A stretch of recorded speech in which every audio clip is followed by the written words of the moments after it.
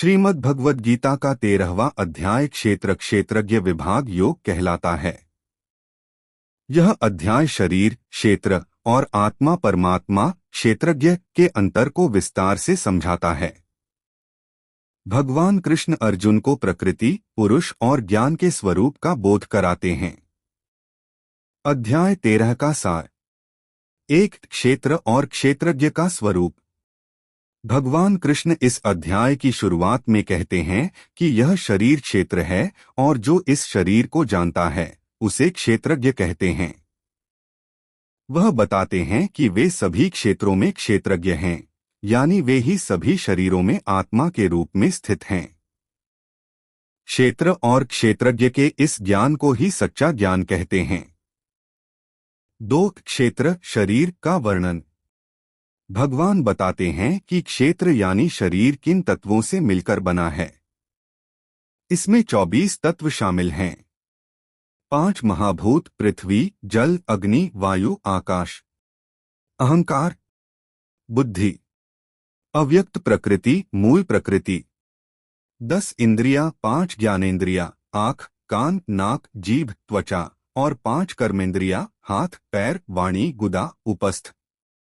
1 मन, 5 इंद्रियों के विषय शब्द, स्पर्श, रूप, रस, गंध। इच्छा, द्वेष, सुख, दुहक, संघात, शरीर का समूह, चेतना, धृति, धैर्य। ये सभी मिलकर क्षेत्र का निर्माण करते हैं जो विकारमय और परिवर्तनशील है। 3 ज्ञान के लक्षण, ज्ञेय वस्तु को जानने के उपाय। भगवान कृष्ण सच्चे ज्ञान के उन लक्षणों का वर्णन करते हैं जिनके द्वारा क्षेत्रज्ञ को जाना जा सकता है। अमानित्व, अभिमान का अभाव। अदम्भित्व, दंभ पाखंड का अभाव।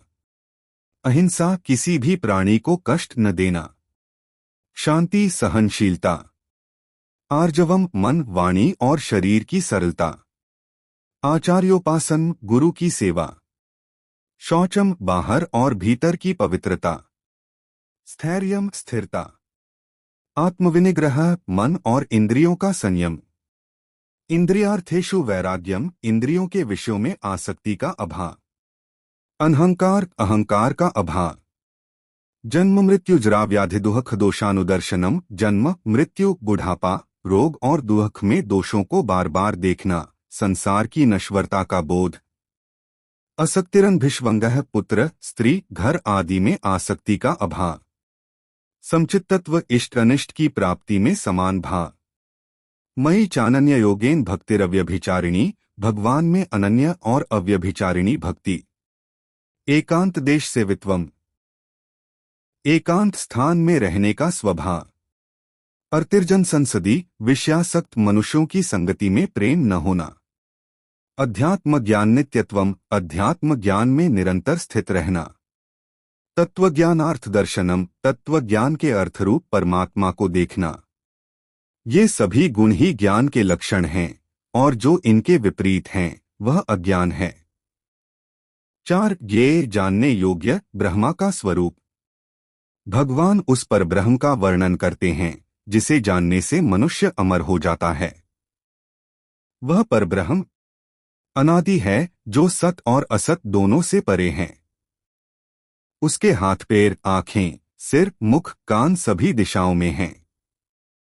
वह सब ओर व्याप्त है और सभी इंद्रियों से रहित होने पर भी सभी इंद्रियों के विषयों को जानता है। वह अनासक्त होने पर भी सबका धारण पोषण करने वाला है। वह निर्गुण होने पर भी गुणों को भोगने वाला है। वह बाहर और भीतर है, चर और अचर सभी प्राणियों में स्थित है।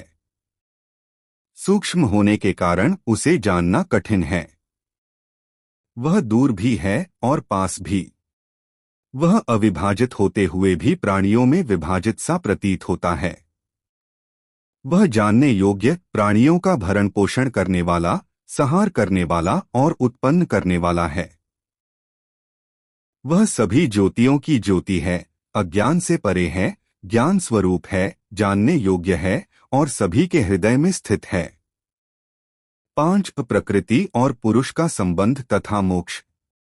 भगवान स्पष्ट करते हैं कि प्रकृति ही सभी कार्य और उनके कारणों को उत्पन्न करने का माध्यम है, जबकि पुरुष जीव आत्मा सुख दुख का भोक्ता है। प्रकृति में स्थित पुरुष ही प्रकृति से उत्पन्न गुणों को भोगता है और गुणों की आसक्ति ही अच्छे बुरे योनियों में उसके जन्म का कारण बनती है। भगवान कहते हैं कि इस शरीर में स्थित पुरुष वास्तव में परमात्मा ही है, जो उपद्रष्टा, साक्षी, अनुमंता, अनुमति देने वाला, भर्ता, धारण करने वाला, भोक्ता, भोगने वाला, महेश्वर, महान ईश्वर और परमात्मा, परम आत्मा कहलाता है। जो मनुष्य क्षेत्र, शरीर, क्षेत्रज्ञ, आत्मा और गुणों के सहित प्रकृति को तत्व से जानता है, वह सब प्रकार के कर्तव्य कर्म करता हुआ भी फिर जन्म नहीं लेता। भगवान बताते हैं कि कुछ लोग ध्यान से, कुछ सांख्य योग, ज्ञान योग से और कुछ कर्म योग से आत्मा को देखते हैं। कुछ लोग स्वयं न जानते हुए भी दूसरों से सुनकर उपासना करते हैं और वे भी मृत्यु सागर को पार कर जाते हैं।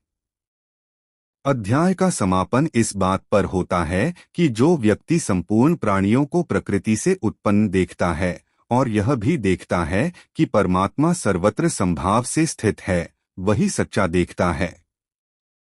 जैसे एक सूर्य इस संपूर्ण लोक को प्रकाशित करता है, वैसे ही क्षेत्रज्ञ परमात्मा संपूर्ण क्षेत्र, शरीर, सृष्टि को प्रकाशित करता है।